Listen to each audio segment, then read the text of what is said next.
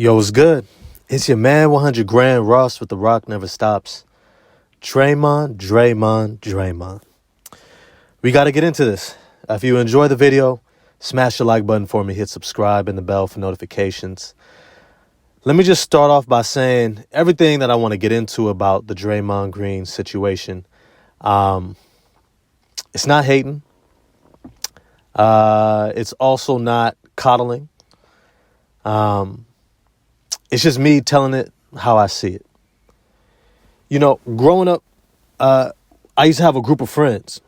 And this group of friends, you know, each individual has their own personality. And you kind of like find your lane in the group, right? I was kind of the ladies' man / designated driver. I was the best one who could drive inebriated and not get pulled over, right? That was me. And if there was somebody that everyone was too intimidated to try to talk to try to get their number, that was me. Now you got other dudes, you know, kind of got your muscle, you know, your big man, you know, that's my man, Randy B. You know, you got, the man for this, the man for that. But then in every group, it seems like there's always that individual who you got to keep an eye on. And that was Mike B. Mike was the homie, the dopest, coolest cat in the world. But when we went out, we all knew Mike B, he had a profile. He's going to start drinking, probably going to smoke a little bit, and he's going to drink a little bit more. And at some point, every time, he's going to disappear. And he usually emerges somewhere in the backyard with his shirt off and a drink in his hand, and he's going to start popping off at the mouth.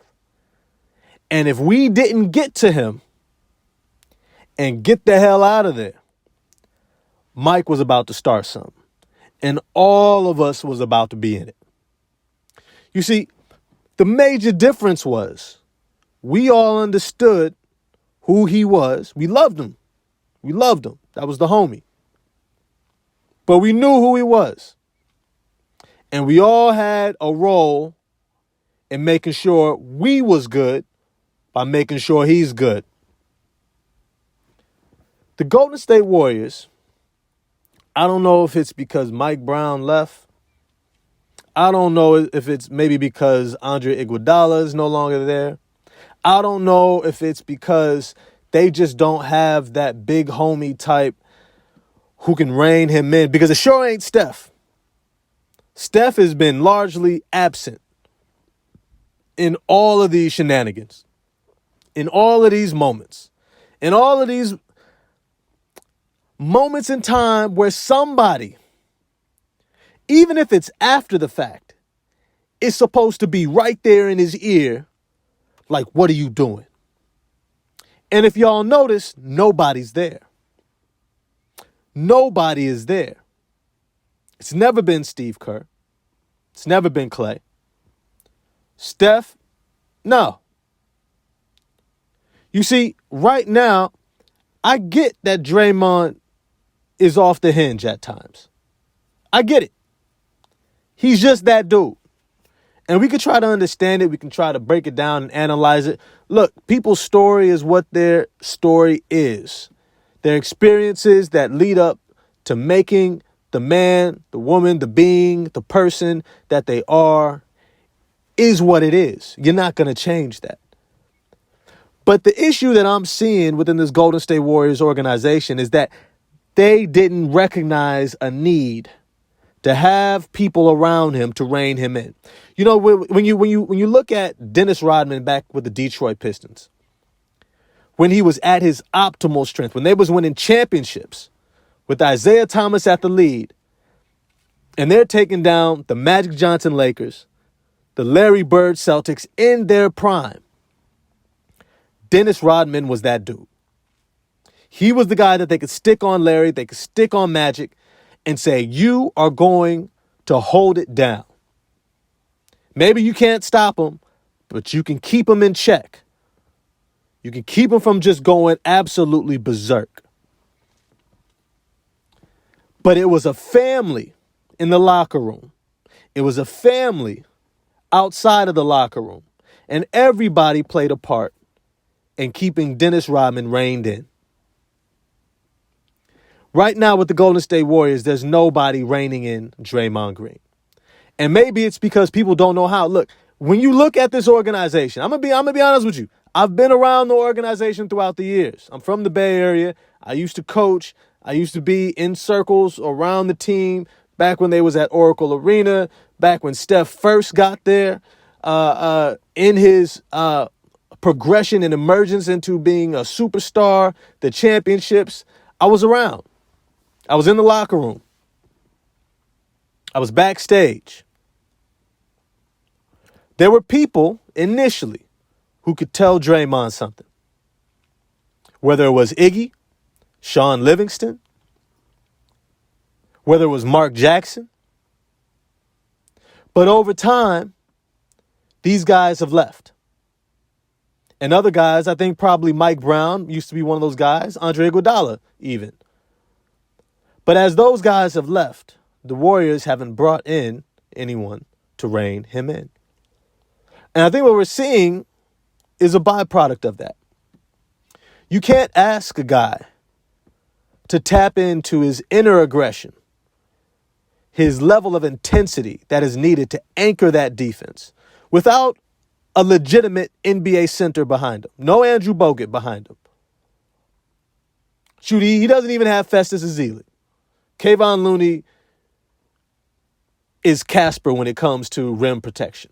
There's nobody behind him. And now that he's getting older and he's lost a step and the league is catching up to them and figuring out what they do, and now other teams do small ball better than the Golden State Warriors, who reinvented small ball and caught the league by storm. Now the league is caught up.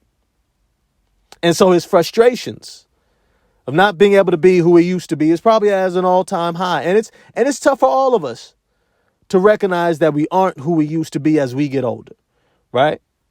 I'll never be 23-year-old me yamming on people at the rim, crossing them up, step backs, playing 7, 8, 9, 10 games a day. I'll never be that again. But the moments in which you come to realize that are the hardest. And he's realizing that on national stage with 15,000 fans cheering for him or against him. And I believe that it's becoming too much. It's becoming too much. And the league is saying it's too much. Because listen, the league is bigger than Draymond Green. Far bigger. Far bigger. And they have given him a leash so long it could wrap around the block. He's cussing out refs almost every single time that they call a foul on him. Almost every single time he's arguing the call. He's always upset about something. And he's allowed to talk and behave in ways that the majority of the league would never be tolerated. And yet, the long leash hasn't helped. Maybe, if anything, it's either prolonged the inevitable or it could even have made it worse. But at this point, Joe Dumars, Adam Silver, they're saying enough is enough.